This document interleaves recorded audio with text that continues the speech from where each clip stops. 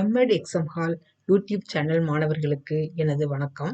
இன்றைக்கு கல்வி ஆராய்ச்சிக்கான அடிப்படைகள் அப்படிங்கிற சப்ஜெக்ட்ல கருதுகோளின் இயல்புகள் மற்றும் வகைகளை பற்றி தான் பார்க்க போறோம். முன்னுரை: கருதுகோள் என்பது பிரச்சனைக்கான தீர்வை கொடுக்க இயலுகின்ற ஒரு கூற்று அல்லது உரை ஆகும் மற்றும் இது பகுத்தறிவின் அடிப்படையில் சரிபார்ப்புக்கு உட்பட்டதாகும் என்று பொருள் கொள்ளப்படுகிறது.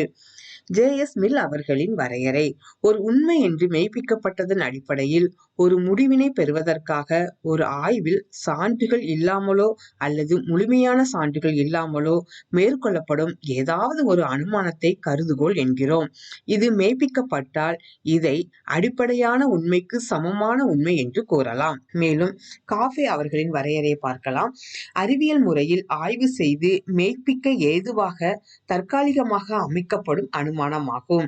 இது ஒன்றை பற்றிய விளக்கத்துக்கான முயற்சியாகும் என்று காஃபே அவர்கள் வரையறை செய்கிறார். மேலும் ஜான் டபிள்யூ பெஸ்ட் அவர்கள் கருதுகோள் என்பது ஒரு உற்று நோக்கப்பட்ட உண்மை அல்லது நிலைமையை விளக்கும் வகையிலும் மற்றும் மேலும் ஒரு ஆய்வுக்கு வழிகாட்ட இயலும் வகையிலும் அமைக்கப்பட்ட அறிவுபூர்வமான ஊகம் அல்லது அனுமானமாகும் என்று ஜான் டபிள்யூ பெஸ்ட் அவர்கள் வரையறை செய்கிறார். கருதுகோளின் இயல்புகள்: ஒரு கருதுகோள் தர்க்கவியலான விவாதத்தின் முடிவிலும் மாறாத தன்மை உடையது.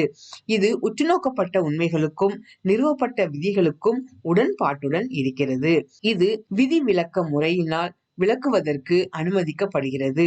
இதை சோதித்து பார்க்க இயலும். கருதுகோளானது எளிமையாகவும் தெளிவாகவும் உரைக்கப்பட்டிருக்கும். ஒரு கருதுகோளானது ஆய்வுக்கு எடுத்துக்கொண்ட பிரச்சனைக்கு தீர்வு காணும் வகையிலும் இருக்கும். ஒரு கருதுகோளானது உற்றுநோக்கப்பட்ட அனைத்து உண்மைகளையும் உள்ளடக்கி விளக்கும் வகையில் விரிவானதாக இருக்கும். ஒரு கருதுகோளானது அறிவியல் வார்த்தைகளை கொண்டு ஆராய்ச்சி மொழி வடிவில் அமைக்கப்பட்டிருக்கும். ஆய்வில் உள்ள மாறிகளுக்கு இடையேயான தொடர்பினை விளக்கும் வகையிலும் அமைவது கருதுகோள். மேலும் கருதுகோளின் வகைகள்: கருதுகோளை 3 வகைகளாக பிரிக்கலாம்.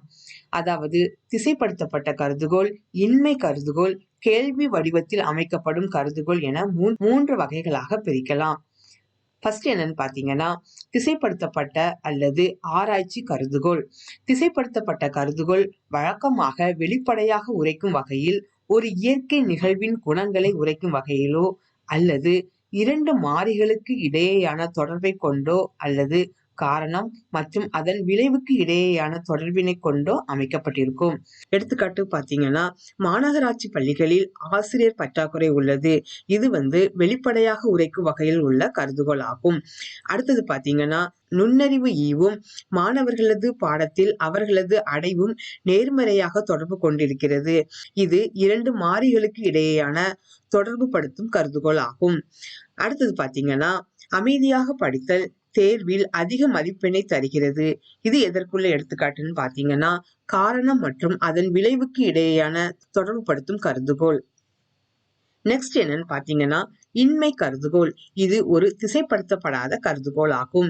2 மாறிகளுக்கு இடையே தொடர்பு இல்லை என்று தெரிவிக்கும் வகையில் அமைக்கப்பட்ட கருதுகோள் ஆகும்.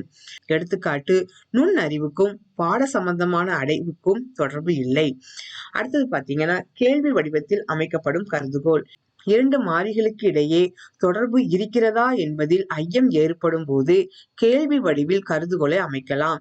எடுத்துக்காட்டாக, மாணவர்களது நுண்ணறிவு அவர்களது பாட சம்பந்தமான அடைவுகளை பாதிக்கிறதா அப்படிங்கிறது தான் இந்த கருதுகோளுக்கான எடுத்துக்காட்டு.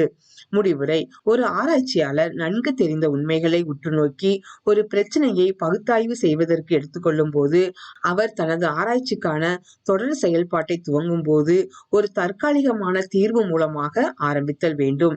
இந்த தற்காலிகமான தீர்வை கருதுகோள் என்கிறோம்.